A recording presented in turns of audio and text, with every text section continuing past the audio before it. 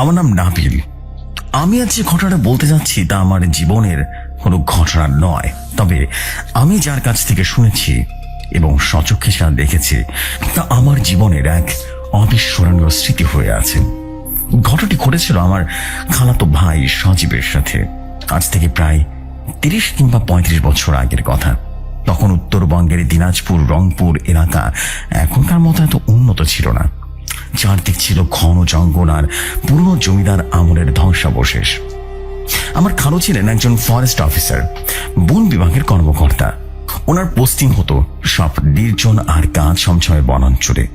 আমরা তখন ঢাকায় থাকতাম, কিন্তু গরমের বা শীতের ছুটিতে খালার বাসায় বেড়াতে যাওয়া ছিল আমাদের ধরা বাঁধা নিয়ম।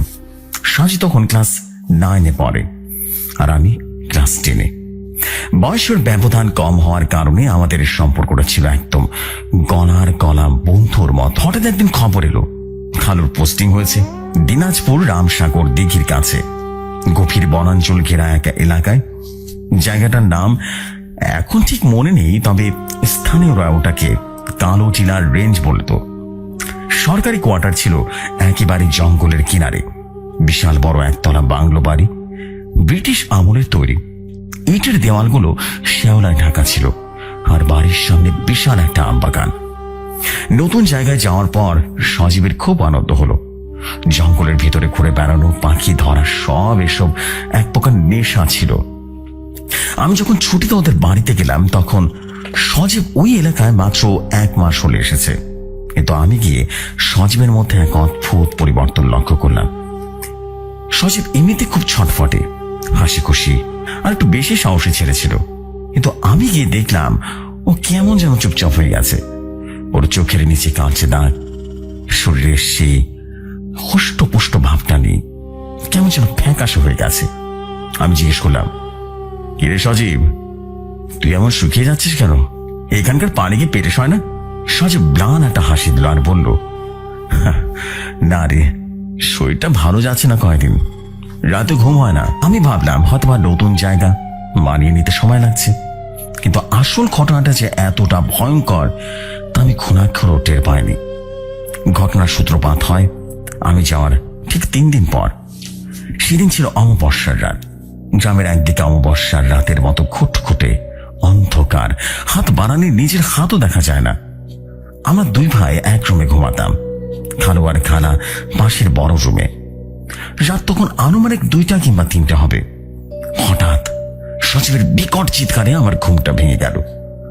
বাঁচাও, আমাকে মেরো না, আমি আর করবো না, ওরে বাবা রে বলে সজীব এমন ভাবে গোঙাতে শুরু করলো মনে হলো কেউ যেন ওর গলাটা টিপে ধরেছে। আমি ধরফর করে উঠে লাইটটা জ্বালালাম। তখন তো আর জেনারেটর লাইন ছিল না, তবে হারিকেন জ্বালানোর টিমে একটা আলো ছিল। আমি সজীবকে ধাক্কা দিয়ে ডাকলাম, এই সজীব, সজীব কি হয়েছে? খালার খালু দৌড়ে এলেন। সজীব তখন চোখ বন্ধ করে কাঁপছে, ওর শরীরটা ঘামে ভিজে একাকার হয়ে গেছে। খালা ওর মাথায় পানি দিলেন। অনেক টাকার পরে ও চোখ খুলল।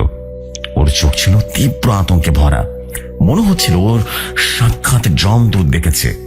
খালু জিজ্ঞেস করলেন, কি হয়েছে বাবা, খারাপ স্বপ্ন দেখেছিস? সজীব তখন কাঁপা কাঁপা গলায় বলল, বাবা, ওই লোকটা আজও এসেছিল, সাদা আলখাল্লা পরা, মুখটা কালো কাপড়ে ঢাকা। সে আজ আমাকে লাঠি দিয়ে মেরেছে। দেখো বাবা, আমার পিঠে খুব চলছে।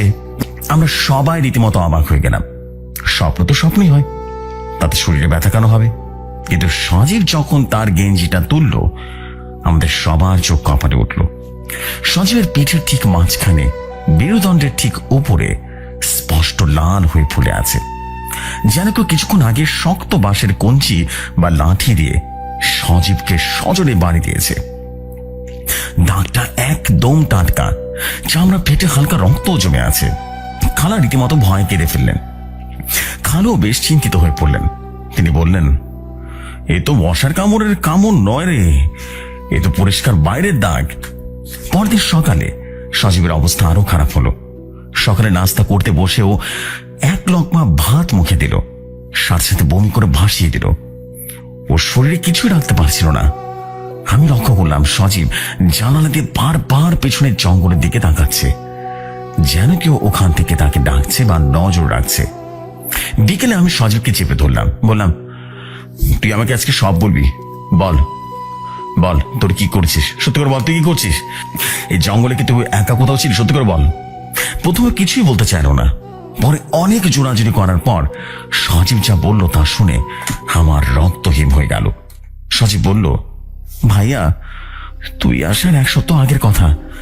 আমি আর আমার স্কুলের নতুন বন্ধু রফিক মিলে বিকেলের ওদিকে উত্তরের টিলাটা গিয়েছিলাম, জানিস? ওটাকে স্থানীয় পীর বাবার টিলা বলে ডাকে। ওখানে অনেক পুরনো কবর আছে, পাথরের তৈরি। রফিক বলেছিল ওখানে নাকি জিন থাকে, কেউ ওদিকে যায় না, কিন্তু আমি বিশ্বাস করিনি। আমি রুদ্ধশ্বাসে জিজ্ঞেস করলাম, তারপর তুই কি করলি? সজীব মাথা নিচু করে বলল, আমি আমি আসলে বাজি ধরেছিলাম রফিকের সাথে। আমি ওই কবরের উপরে উঠে দাঁড়িয়েছিলাম, আর সেখানে একটা মাটির প্রদীপ জ্বালানো ছিল। ওটা আমি লাথি দিয়ে ভেঙে ফেলেছিলাম। রফিক আমাকে বারণ করেছিল, কিন্তু আমি না তা শুনিনি, জানিস? আমি বলেছিলাম, ধুর, এসব কুসংস্কার, মরা মানুষ আবার জিন্দা হয় কিভাবে? তারপর আমি কবরের গায়ে থুতু ছিটে চলে এসেছিলাম। আমি সজীবের কথা শুনে থমকে গেলাম। এটা তো কোনো দুষ্টমি নয়, এটা চরম দৃষ্টতা। অজানা জায়গায় একটা পবিত্র স্থানে গিয়ে এমন কাজ কেউ করে? সজীব বলতে লাগলো, সেদিন রাতে আমি প্রথম স্বপ্নটা দেখি। একটা বিশাল লম্বা মানুষ, যার পা মাটিতে নেই, শূন্যে ভাসছে। সে আমার সামনে এসে বলল, তুই আমার ইবাদতে ব্যাঘাত ঘটিয়েছিস, তুই আমার আস্তানা অপবিত্র করেছিস, তোকে আমি ছাড়বো না। প্রথম দিন সে আমাকে চড় মেরেছিল। সকালে উঠে দেখি আমার কান ফুলে গেছে। তারপর থেকে প্রতি রাতে সে আসে, আমাকে বলে, তোকে আমি সাথে করে নিয়ে যাব, তুই আর বাঁচবি না। ভাইয়া, আমি মরে যাব, তাই না? সজীবের কান্না দেখে আমার বুকটা ফেটে যাচ্ছিল। খালুকে এই ঘটনাটা জানানো হলো। খালু আধুনিক মানুষ হলেও ফরেস্টের চাকরিতে অনেক অদ্ভুত জিনিস দেখেছেন, তাই তিনি আর দেরি করলেন না। তিনি বুঝলেন এইটা ডাক্তারি চিকিৎসায় ভালো হবার কথা নয়। দিনাজপুর সদরের নাম করা এক ডাক্তার দেখানো হলো। তিনি ঘুমের ওষুধ আর ভিটামিন দিলেন, কিন্তু কোনো কাজ হলো না।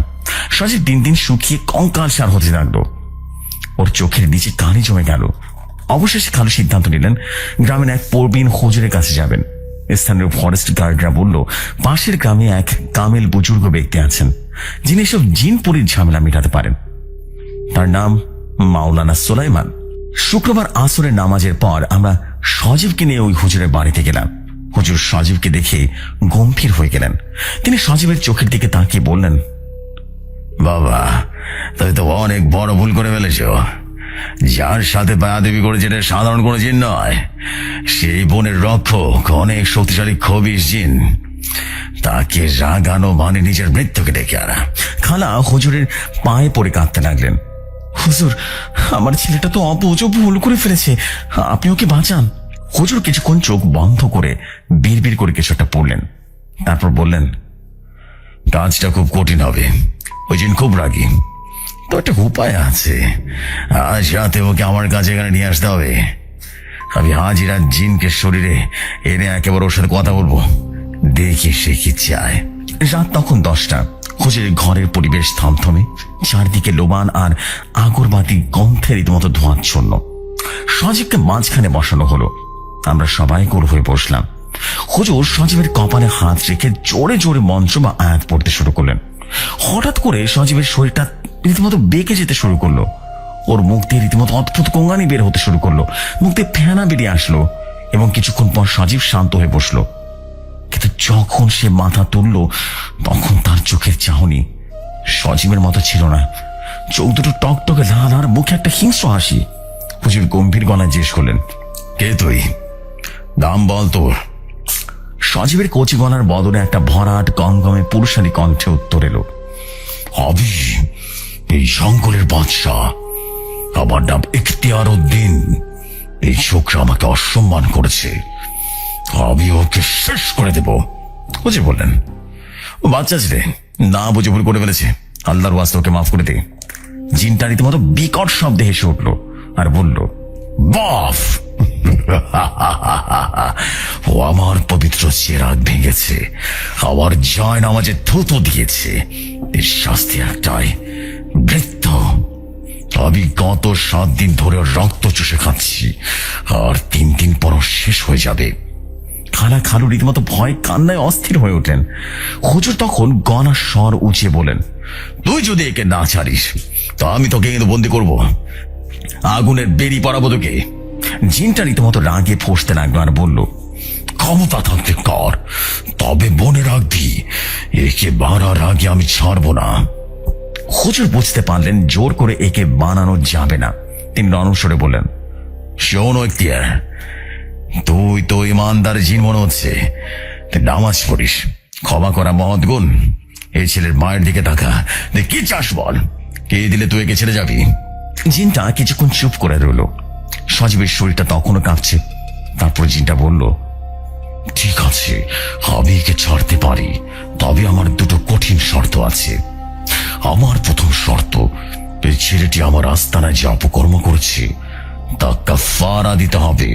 ওকে আগামী অমাবস্যার রাতে, অর্থাৎ আজ থেকে 3 দিন পর একাই ওই টিলায় যেতে হবে যে কবরের উপরে থিউথু ছিটিয়েছিল। নিজের পরনের কাপড় দিয়ে সেই কবর পরিষ্কার করতে হবে এবং সেখানে নিজ হাতের সুগন্ধি আগরবাতি এবং নতুন মাটির প্রদীপ জ্বালিয়ে আসতে হবে। মনে রাখবি, ওই সময় ভয় পেয়ে যদি কিছু হটে তবে রক্ষা নেই। খালা রীতিমতো আঁতকে উঠতেন। এত রাতে ওই জঙ্গলের টিয়ায় বাচ্চা ছেলে একা যাবে কিভাবে? যদি বাঘ ভাল্লুক বা অন্য কোনো ক্ষতি করে? জিনটি ধমক দিয়ে বলল, চুপ! আমার এলাকায় আমার অনুমতি ছাড়া একটা পাতাও নড়ে না।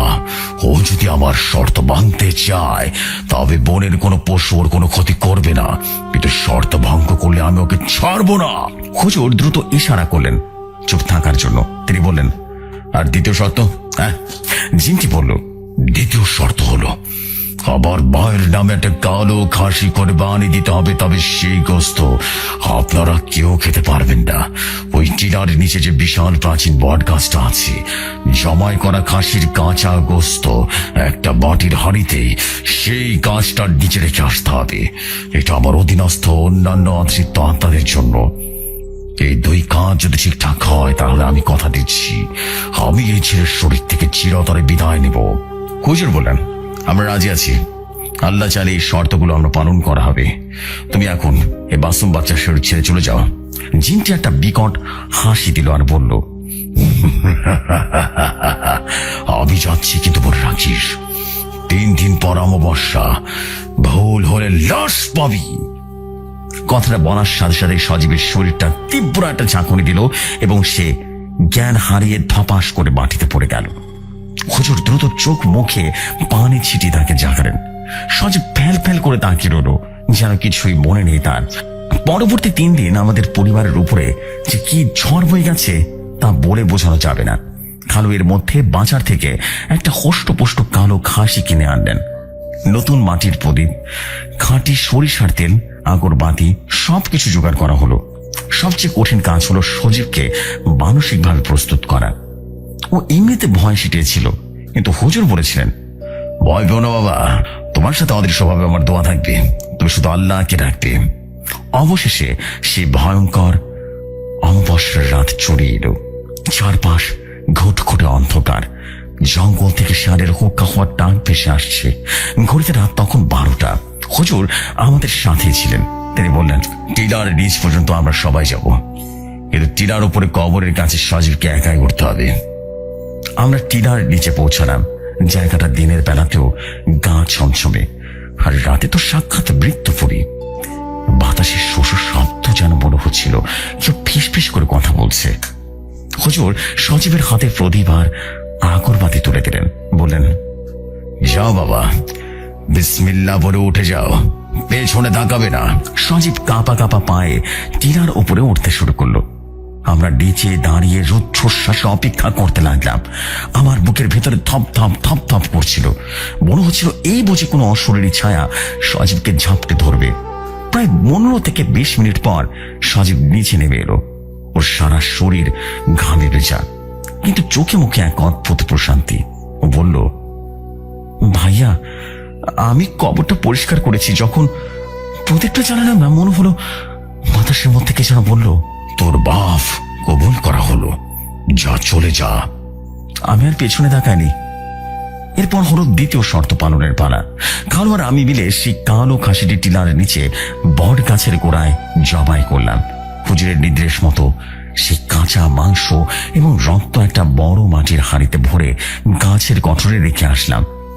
অদ্ভুত ব্যাপার হলো, মাংস রাখার সাথে সাথে জঙ্গলের ভেতর থেকে এক ঝাঁক পাখি এবং বাঁদর ডানা ঝাপটানোর শব্দ উড়ে গেল, অথচ গাছে কোনো পাখি ছিল না। সব কাজ শেষ করে আমরা যখন বাসায় ফিরলাম, রাত তখন 3টা। হুজুর বললেন, আলহামদুলিল্লাহ, বিপদ কেটে গেছে, সজীব এখন একদম মুক্ত। পরদিন সকালে এক অলৌকিক দৃশ্য দেখলাম আমরা। গত 1 মাস ধরে সজীবের পিঠে যে দগদগে লাঠির বাড়ির দাগটা ছিল, সেটা জাদুর মতো মিলিয়ে গেছে। নেই কোনো ব্যথা, নেই কোনো জ্বালা পড়া। সজীব সকালে ঘুম থেকে উঠে পেট ভরে নাস্তা করলো, অথচ এতদিন এক লোক খাবারও পেটে রাখতে পারত না। ওর মুখে সে ফ্যাকাশে ভাবটাও কেটে গিয়ে আবার উজ্জ্বলতা ফিরে এলো। ডাক্তাররা যা করতে পারেনি, বিশ্বাস আর সঠিক তদবিরে তা সম্ভব হলো। তবে সেই ঘটনার পর খালোয়ার ওই সরকারি কোয়ার্টারে থাকার সাহস পাননি। তিনি বদলির আবেদন করে 3 মাসের মধ্যে আমাদের সেই দিনাজপুর শহরতলিতে চলে আসেন। আজ এত বছর পরেও সজীবের সাথে দেখা হয়। সেই রাতের কথা উঠলে ও বারবার শিউরে ওঠে। ও আমাকে বলে, ভাইয়া, মানুষ বলে ভূত জিন নেই, কিন্তু আমি জানি আমরা না দেখলে ওরা ঠিকই আছে। ওদের সীমানায় বা ওদের সামনে আঘাত করলে ওরা ছাড় দেয় না। এটা ছিল আমার নানুর মামাতো বোনের গল্প। যদি ভালো লাগে জেফরি ভাই, পড়ে শোনাবেন। আমি নাবিল বলছিলাম। আশা করি ঘটনাটি সবার পছন্দ হবে। Wow, what a beautiful story. Thank you very much আমাদের নাবিল ভাই ফর ইউর বিউটিফুল স্টোরি। স্টোরিটা বেশ ক্রিপি টাইপের একটা ভাইব ছিল। আসলে এটা সত্যি যে কখনো নিষিদ্ধ জায়গা, যেগুলো মানুষ বলে থাকে যে এই জায়গায় যেও না, এখানে সমস্যা হতে পারে, সেই জায়গাগুলো অবশ্যই পরিহার করা উচিত, এবং অবশ্যই মৃত কোনো ব্যক্তি বা কবরস্থান, এইগুলো জায়গা নিয়ে কখনো ঠাট্টা মশকরা করা উচিত নয়। অসম্ভব সুন্দর এই ঘটনার জন্য আপনাকে অনেক ধন্যবাদ। আমি যেভাবে ঘটনাটি পেয়েছি সেভাবেই আপনাদের সামনে তুলে ধরছি। আশা করি আপনাদের বেশ ভালো লাগবে। ঘটনাটি কালো জাদু কেন্দ্রিক একটা স্টোরি, এবং আমি এক্স্যাক্টলি যেভাবে পেয়েছি সেভাবেই পড়ছি। তিনি প্রথমেই কোনো রকম কিছুই দেখেননি, সরাসরি ঘটনায় চলে গেছেন। লিখেছেন, আমার নাম তিশা, কুমিল্লার মেয়ে আমি। যে ঘটনার কথা আজ আমি বলতে চাচ্ছি তা আমার জীবনের এক ক্ষত, যা কোনোদিন শুকাবে না। এই গল্প শুধু ভয়ের নয়, এই গল্প বিশ্বাস ভঙ্গের, এই গল্প রক্তের সম্পর্কের আড়ালে লুকিয়ে থাকা হিংস্রতার। গল্পটা শুরু হয় আজ থেকে প্রায় 7 বছর আগে। আমি কুমিল্লার ভিক্টোরিয়া কলেজের ইন্টারমিডিয়েটের প্রথম বর্ষের ছাত্রী। আবির ছিল অনার্স 2য় বর্ষের ছাত্র। আমাদের পরিচয়টা খুব নাটকীয় ছিল না, কিন্তু গভীরতা ছিল সাগরের মতো। আবির ছিল শান্ত, ধীরে স্থির এবং ভীষণ লাজুক স্বভাবের ছেলে। মধ্যবিত্ত পরিবারের সন্তান, চোখে মুখে একরাশ স্বপ্ন। আমাদের প্রেমটা শুরু হয়েছিল এক প্রবল বর্ষণ মুখর দিনে। কলেজের বারান্দায় দাঁড়িয়েছিলাম, ছাতা ছিল না। আবির নিজের ছাতাটা আমার দিকে বাড়িয়ে দিয়ে নিজে ভিজে ভিজে বাসে উঠেছিল। সে এক ছাতা থেকে শুরু যে মায়া শুরু, তা যে একদিন শ্মশানের ছায়ে গিয়ে শেষ হবে তার ক্ষণাক্ষরেও বুঝতে পারেনি। দীর্ঘ 5 বছরের সম্পর্ক ছিল আমাদের। আবির আমাকে ছাড়া পৃথিবীতে একেবারে অন্ধকার দেখত। ও সবসময় বলতো, তিশা, তুমি আমার নিঃশ্বাস, তোমাকে ছাড়া আমি বাঁচবো না। আমিও অন্ধের মতো বিশ্বাস করতাম। আমাদের ভালোবাসায় কোনো খাত ছিল না, ছিল না কোনো মিথ্যে প্রতিশ্রুতি। আমরা স্বপ্ন দেখতাম ছোট একটা সংসারের, খুব জাঁকজমকপূর্ণ জীবন চাইনি আমরা। চেয়েছিলাম দিন শেষে একটু শান্তি, কিন্তু প্রতিটি সুখের গল্পের আড়ালে বোধহয় অলক্ষণে এবং শকুনি দৃষ্টি ওত পেতে থাকে। আমাদের ক্ষেত্রে সেই শকুনি দৃষ্টিটা ছিল আবিরের নিজের পরিবার, বিশেষ করে তার বড় বোন রিনা আপা। আবিরের বাবা নেই, মা আছেন, তবে সংসারে রিনা আপার কথায় শেষ কথা। রিনা আপার বিয়ে হয়েছে অনেক বছর আগে। কিন্তু স্বামীর সাথে বলিমরা না হওয়ার কারণে তিনি বেশিরভাগ সময় বাবার বাড়িতেই থাকতেন এবং পুরো সংসারের নিয়ন্ত্রণ ছিল তার হাতে। আবির তার বোনকে মায়ের মতোই শ্রদ্ধা করত এবং বেশ ভয় পেত। যখন আবির বাড়িতে আমাদের সম্পর্কে কথা জানালো তখন যেন আকাশ ভেঙে পড়ল। রিনা আপা সোজাসুজি না করে দিলেন। তার যুক্তি ছিল অদ্ভুত। তিনি চেয়েছিলেন আবিরের বিয়ে এমন এক বড়লোক পরিবারে দিতে যারা আবিরকে বিদেশে নিয়ে যাবে এবং তাদের পরিবারের আর্থিক অবস্থা আমূল পরিবর্তন হবে। আমি ছিলাম সাধারণ মধ্যবিত্ত ঘরের মেয়ে। আমার বাবা সামান্য স্কুল শিক্ষক ছিলেন। আমার বাবার সামর্থ্য ছিল না আবিরকে বিদেশে পাঠানোর বা রিনা আপার চাহিদা মতো যৌতুক দেওয়ার। আবির অনেক বুঝিয়েছিল। সে বলেছিল, আপা আমি তিশাকে ছাড়া সুখী হব না, টাকা দিয়ে কি আর সুখ কেনা যায়? উত্তরে রিনা আপা যে দৃষ্টিতে তাকিয়েছিলেন তা আমি পরে আবিরের মুখে শুনেছিলাম। তিনি বলেছিলেন, তুই এখনো বাচ্চা আবির, আবেগে ভাসছিস, প্রেম দিয়ে পেট ভরে না, বুঝলি? আমি বেঁচে থাকতে ওই মেয়েকে এই ঘরের কোনোভাবেই বউ হতে দেব না। কিন্তু ভালোবাসা যখন বাঁধ ভাঙে তখন কোনো শাসনে টেকে না।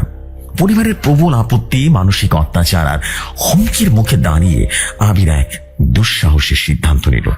সে আমাকে বলল, তিশা ওরা মানবে না, কিন্তু আমি তোমাকে হারাতে দেব না, কোনোভাবেই না। চলো আমরা বিয়ে করে ফেলি। আমি এক প্রকার দ্বিধায় পড়ে গেলাম। পরিবারকে ছেড়ে পালানো কি ঠিক হবে? কিন্তু আবিরের চোখে জল আর আকুতি আমাকে বাধ্য করলো। আমরা কাজী অফিসে গিয়ে বিয়ে করলাম। সেই বিয়েতে কোনো সানাই বাজেনি, কোনো ধুমধামও হয়নি, শুধু দুই জোড়া চোখের জল আর এক পৃথিবীর ভালোবাসার সাক্ষী ছিল। বিয়ের পর আবির আমাকে তার এক বন্ধুর মেসে কিছুদিন রাখলো। পরে ছোট্ট একটা বাসা ভাড়া নিল শহরের এক প্রান্তে।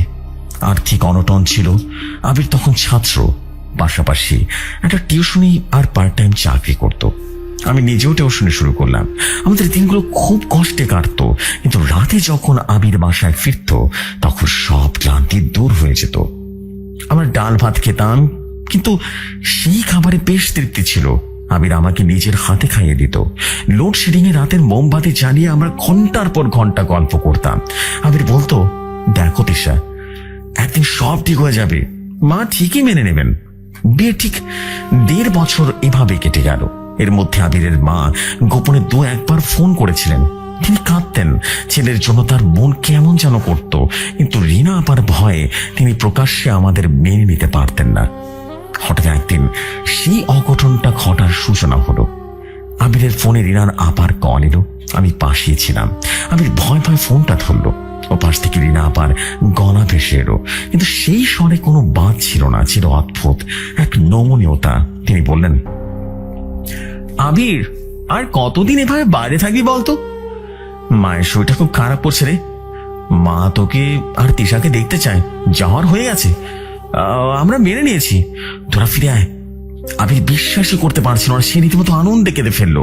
আমাকে জড়িয়ে ধরে বলল, তিশা দেখেছ, আমি বলেছিলাম না রক্ত আর মাংস কি আলাদা থাকতে পারে? আপা মেনে নিয়েছে। আমার মনের ভেতরটা কেমন যেন খটকা লাগলো। ও ডাকতে শুরু হলো। এতদিনের রাগ, এতদিনের ঘৃণা হঠাৎ একদিন কিভাবে ভালোবাসায় পরিণত হলো। কিন্তু আবিরের খুশির দিকে তাকিয়ে আমি আমার সন্দেহের কথা তাকে বলতে পারলাম। আমরা সিদ্ধান্ত নিলাম শুক্রবার আমরা বাড়ি যাব। শুক্রবার সকালে আমরা আবিরদের গ্রামে বাড়িতে পৌঁছালাম। মা আমাদের দেখে জড়িয়ে ধরে কাঁদলেন, কিন্তু রিনা আবার আচরণ ছিল সম্পূর্ণ অন্যরকম। তিনি খুব হাসি খুশি মেজাজে আমাদেরকে বরণ করলেন। আমার জন্য নতুন শাড়ি, আবিরের জন্য পাঞ্জাবি কিনে রেখেছিলেন। আমাকে বললেন, তিশা শোনো, যা হবার হয়ে গেছে, এখন ভুলে যা, তুই এখন এই বাড়ির বউ, আমার ছোট ভাইয়ের বউ, মানে আমারই তো ছোট বোন। তার কথায় এমন মতো ছিল যে আমি মুহূর্তের জন্য আমার সব সন্দেহ ভুলে গেলাম। ভাবলাম হয়তো মানুষ বদলায়, হয়তো ভাইয়ের প্রতি ভালোবাসা তার জেদকে হার মানিয়েছে। দুপুরবেলা এলাহি আয়োজন। জিনা আপা নিজের হাতে রান্না করছেন।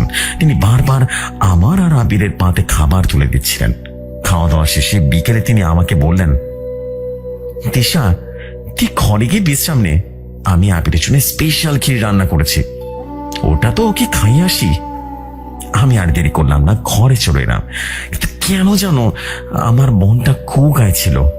আমি জানালার ফাঁক দিয়ে দেখলাম রিনা আপা বারান্দায় বসে আবিরকে বাটি থেকে চামচ দিয়ে ক্ষীর খাইয়ে দিচ্ছেন। আবির হাসছে, বোনের হাতে খাচ্ছে। দৃশ্যটা খুব সুন্দর হওয়ার কথা ছিল, কিন্তু রিনা আপার চোখের দিকে তাকিয়ে আমার গা শিউরে উঠল। তার চোখে কোনো স্নেহ ছিল না, ছিল এক শীতলতা, কেমন যেন পৈশাচিক আনন্দ, যেন কোনো বলে দেওয়ার আগে পশুকে শেষবারের মতো আদর করা হচ্ছে। দেখতে দেখতে আবির পুরো বাটিটা শেষ করে ফেললো। রিনা আপা তার মাথায় হাত বুলিয়ে দিলেন। সমস্যাটা শুরু হলো ঠিক সেই রাত থেকে। আমরা রাতে আমাদের জন্য নির্দিষ্ট করা সেই ঘরে ঘুমাতে গেলাম। আবির শুয়েছিল, আমি আয়নার সামনে চুল বাঁধছিলাম। হঠাৎ আবির অদ্ভুত একটা শব্দ করলো। আমি ঘুরে তাকালাম, দেখলাম আবির বিছানায় বসে আছে, তার শরীর ঘামছে, চোখগুলো বড় বড় হয়ে আছে। আমি কাছে গিয়ে বললাম, কি হয়েছে আবির, শরীর খারাপ লাগছে নাকি? আবির আমার দিকে তাকালো। সেই দৃষ্টি আমি কোনোদিন ভুলবো না। সেই চোখে আমার পরিচিত আবির ছিল না, ছিল অচেনা এক সত্তা। সে হরবর করে বলল, সরে যা, আমার সামনে থেকে সরে যা। আমি অবাক হয়ে বললাম, কি বলছো আবির, আমি তিশা, তোমার বউ। সে নাক চেপে ধরলো, যেন তীব্র দুর্গন্ধ পাচ্ছে। চিৎকার করে বলল, তুই তিশা না, তুই একটা পচা লাশ, তোর গা থেকে মানুষের গন্ধ বেরোচ্ছে, মরা মানুষের গন্ধ। তুই আমার বিছানায় কেন? নাম নাম বলছি। আমি যেন স্তম্ভিত হয়ে গেলাম। আমি মাত্রই গোসল করে এসেছি, গায়ে সুগন্ধি সাবান ও লোশন ঘ্রাণ, আর অথচ আবির বলছে দুর্গন্ধ। সে আমাকে ধাক্কা দিয়ে খাট থেকে ফেলে দিল। আমি বেশিতে পড়ে ব্যথাও পেলাম, কিন্তু শারীরিক ব্যথার চেয়ে মনের ধাক্কাটা ছিল 1000 গুণ বেশি। যে আবির আমাকে ফুলের টোকা দিতেও ভয় পেত, সে আজ আমাকে ধাক্কা দিল। সারা রাত আবির এক কোনায় গুটি সুটি মেরে বসে রইল। আমি কাছে গেলেই সে চিৎকার করে উঠত, তার চোখ দিয়ে অনবরত পানি পড়ছিল, আর বিড়বিড় করে বলছিল, সব পচা, নষ্ট, গন্ধ অসহ্য লাগছে। পরদিন সকালে ভেবেছিলাম হয়তো বা দুঃস্বপ্ন ছিল, গ্যাসের সমস্যা, কিন্তু সকাল হতেই আবির পুরোপুরি বদলে গেল। সে আমার দিকে তাকাতে চাইল না। রিনা আপা এলেন। আবির আপাকে দেখে বাচ্চাদের মতো জড়িয়ে ধরলো। আপা বাঁকা হেসে আমার দিকে তাকিয়ে বললেন, গিরে তিশা, যে আমাকে কি করেছিস? হ্যাঁ, ও তোকে সহ্য করতে পারছে না কেন? আবির আপার আড়ালে লুকিয়ে আমার দিকে আঙ্গুল তুলে বলল, আপা, ওকে বাড়ি থেকে বের করে দাও, ও তো একটা ডাইনি, ওর মুখ দেখলে আমার বমি আসে। আমার পায়ের নিচ থেকে রীতিমতো মাটি সরে গেল। মাত্র 24 ঘন্টার মধ্যে আমার ভালোবাসার মানুষটা আমাকে ডাইনি বলছে। আমরা শহরে আমাদের ভাড়া বাসায় আবারও ফিরে এলাম, কিন্তু শান্তি ফিরল না। আবির আর আমার সাথে বিছানায় শয় না, সে ড্রয়িং রুমে সোফায় ঘুমায়।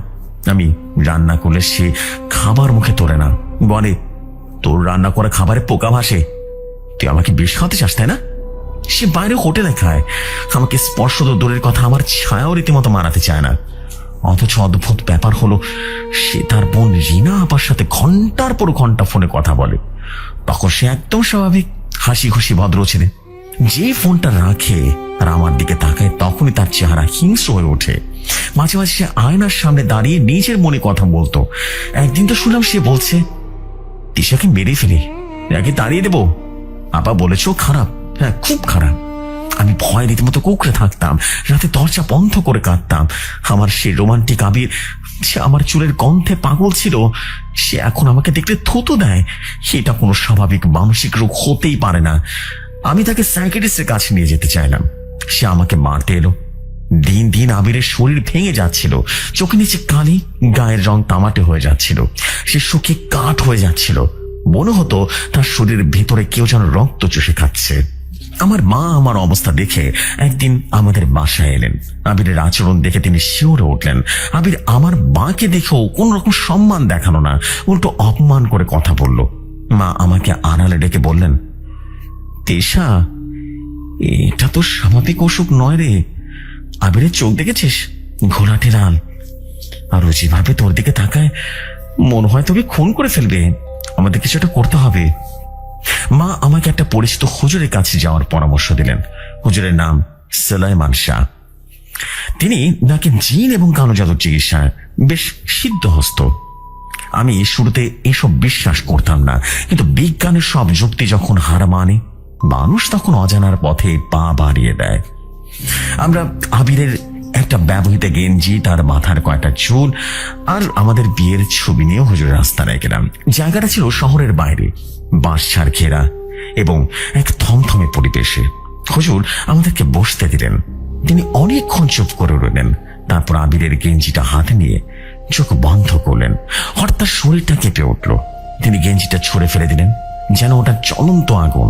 তিনি হাঁপাতে হাঁপাতে বললেন, সর্বনাশ, এটা তো কোনো সাধারণ কাজ না, এ যে মরণবান। মা রীতিমতো ভয় কেঁদে ফেললেন। হুজুর, কি হয়েছে খুলে বলুন না। হুজুর গম্ভীর স্বরে বলেন, এই ছেলের উপরে বিচ্ছেদবান বা কুফরি কালাম করা হয়েছে, আর এটা এমন কেউ করেছে যে তার খুব কাছের লোক, তার রক্ত সম্পর্কে কেউ। আমার বুকের ভেতরটা ধক করে উঠল। জিনা আবার সেই ক্ষীর খাওয়ানো দৃশ্যটা চোখের সামনে ভেসে উঠল। হুজুর বলতে লাগলেন, ছেলেটিকে মিষ্টি জাতীয় কোনো খাবারের সাথে জঘন্য কিছু খাওয়ানো হয়েছে, শ্মশানে চিতার ছায় প্যাঁচার হাড়ের গুঁড়ো। আর এতটুকু বলেই হুজুর থামলেন, একটু ইতস্তত করে বললেন, আর নারীদের ঋতুস্রাবের নাপাক রক্ত মিশিয়ে বঞ্চ পরে খাওয়ানো হয়েছে। কথাগুলো শুনে আমার বমি উঠে আসার উপক্রম হলো। একজন বোন তার ভাইকে এগুলো খাওয়াতে পারে? সম্পত্তির লোভ বা জেদের বসে মানুষ এত নিচে নামতে পারে? হুজুর আরো বললেন, এই জাদুর উদ্দেশ্য দুটি। এক, তোমাকে দেখলেই তার যেন ঘৃণা জন্মে যায়, তোমাকে পচা গোলা লাশের মতো মনে হবে। দুই, সে তার পরিবারের যে জাদুটা করেছে পুরোপুরি তার বসে চলে যাবে। তারা যা বলবে সে তাই করবে, পুতুলের মতো হয়ে যাবে একেবারে। আমি হুজুরের পায়ে পড়ে গেলাম আর বললাম, বাবা, এর কি কোনো সমাধান নেই? আমার স্বামীকে আর ভালো হবে না? হুজুর একটা দীর্ঘশ্বাস ফেললেন। তার চোখে মুখে রীতিমতো চিন্তার ভাঁজ। বারে, কুফরি অনেক প্রকার হয়, এটা হলো রক্তবন্ধন কুফরি।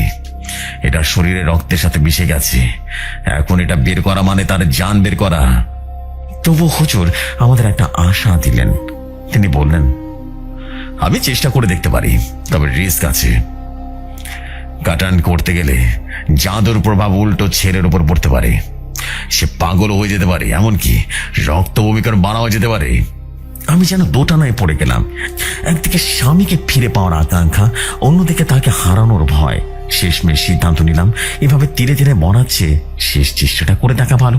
হুজুর কিছু পরা পানি, তেল আর একটা তাবিজ দিলেন আর বললেন, শোনো, পানি কোনোভাবে তাকে খাওয়াতে হবে, আর তেলটা ঘুমের মধ্যে তার নাভিতে দিতে হবে। বাসায় ফিরে আমি যুদ্ধের প্রস্তুতি নিলাম। আবির তখন গভীর ঘুমে। আমি খুব সাবধানে ভয় ভয় তার নাভিতে তেলটা লাগিয়ে দিলাম, আর পানিতে বোতল ফ্রিজের সাধারণ পানি সাথে রীতিমতো মিশিয়ে রাখলাম। পরদিন সকালে আবির পানি খাওয়ার পর অদ্ভুত একটা ঘটনা ঘটালো। সে হঠাৎ করে বেঁচেতে পড়ে রীতিমতো কড়াকড়ি করা শুরু করলো। তার মুখ দিয়ে ক্যাজলা বের হতে শুরু করলো। সে অমানসিক স্বরে চিৎকার করতে লাগলো। সেই স্বর আবিরে ছিল না, মোটা ভারী এক কণ্ঠস্বর তার গলা দিয়ে বের হচ্ছিল। মুক্তি দিবি না, ওকে আমি ছাড়বো না। আবার জিরা আমাকে ওর কাছ থেকে সঁপে দিয়েছে, আমি ওকে নিয়ে যাব। আমি ভয় রীতিমতো জ্ঞান হারাবার দশা। প্রতিবেশীরা ছুটে এলো। আবির তখনও ছটফট করছে আর নিজের মাথা দেয়ালে ঠুকছে। তার কপাল ফেটে রক্ত বের হচ্ছে। আমি বুঝলাম, হুজুর ঠিকই বলেছেন, এই জাদু কাটানো সাধারণ মানুষের কর্ম নয়। আমি যদি জোর করি আবির মারাও যেতে পারি। সেই ঘটনার পর আবিরকে হাসপাতালে নেওয়া হলো। ডাক্তাররা সিসিটিভি দিয়ে রীতিমতো ঘুম পাড়িয়ে রাখলেন। ডাক্তাররা বললেন তার মেন্টাল ব্রেকডাউন হয়েছে, সিজোফ্রেনিক অ্যাটাক হয়েছে। কিন্তু আমি জানি এইটা কোনো সিজোফ্রেনিয়া নয়। হাসপাতালে রিনা আপা এলেন। তিনি আমাকে দেখে তেড়ে বললেন, তুই আমার ভাইকে কি করেছিস? কি ওষুধ খাইছিস? আমি তার চোখের দিকে তাকিয়ে বললাম, আমি কিছুই করিনি। আপনি যা খাইয়েছিলেন সে ক্ষীরের সাথে আজ সে নিজের রূপ দেখাচ্ছে। রিনা আপার মুখটা মুহূর্তের জন্য ফ্যাকাশে হয়ে গেল, কিন্তু তিনি দমে গেলেন না। তিনি চিৎকার করে সবাইকে জড়ো করলেন, এই মেয়ে একটা ডাইনি, এই মেয়ে আমার ভাইকে পাগল করে দিয়েছে, একে বের করে দাও। আবির জ্ঞান ফেরার পর আমাকে দেখে চিৎকার করে উঠলো। সে ডাক্তারকে বলল আমাকে বের করে দিতে, সে আমাকে খুন করতে চাইলো। আমি বুঝলাম আমার আবির আর আমার নেই। তার শরীরের ভেতরে এমন এক শয়তানি শক্তি বাসা বেঁধেছে যা তার বোন ঢুকিয়ে দিয়েছে। হুজুরের কথা মনে পড়লো। জান বাঁচাতে হলে সরে আসো। আমি যদি আবিরের কাছে থাকি, আবিরের কষ্ট বাড়বে, এই শক্তি তাকে আরো যন্ত্রণা দেবে, আর হয়তো একদিন সে আমাকে বা নিজেকে মেরে ফেলবে। আজ 7 মাস হলো আমি আমার বাবার বাড়িতে।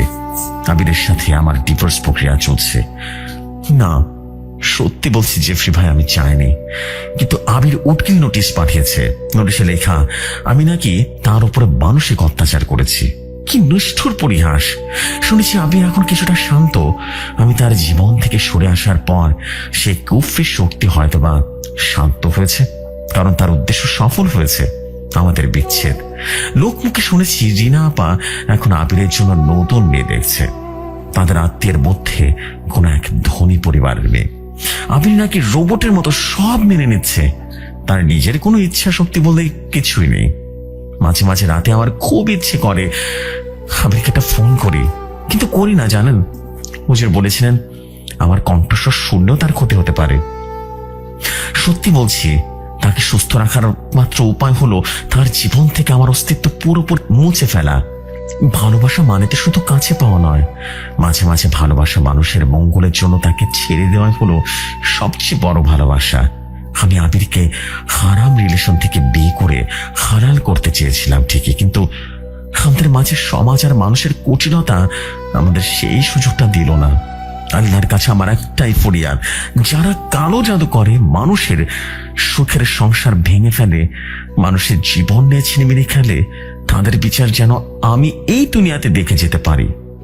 আজ অমাবস্যা, জানালার বাইরে ঘুটঘুটে অন্ধকার, কুকু পাখি ডেকে চলেছে। আমার মনে হয় আবিরের মনের ভেতরটাও এখন এমনই অন্ধকার। সে হয়তো আমাকে মনেও করতে পারবে না, বা মনে করলেও ঘৃণা নিয়ে মনে করবে। কিন্তু আমি জানি একদিন কোন এক শেষ বিচারের দিনে এই কালো জাদুর ধোঁয়াটা কেটে যাবে। সেদিন আবির জানবে আমি তাকে কতটা ভালোবাসতাম। ততদিন পর্যন্ত আমি অপেক্ষা করব, ইহকালে না হোক পরকালে আমাদের মিলন তো হবে, যেখানে কোনো রিনা আপা বা কোনো গফরি কালাম আমাদের কানাডা করতে পারবে না। এটাই ছিল আমার জীবনের ইতিহাস। সত্যি বলছি, এটা কোনো বানানো গল্প নয়, একদম রিয়েল স্টোরি। আমার সাথে ঘটে যাওয়া ঘটনায় শেয়ার করলাম। আপনার যদি পছন্দ হয় আপনি কোনো এক এপিসোডে শেয়ার করে দিন। আমি তিশা খান বলছিলাম। আসসালামু আলাইকুম।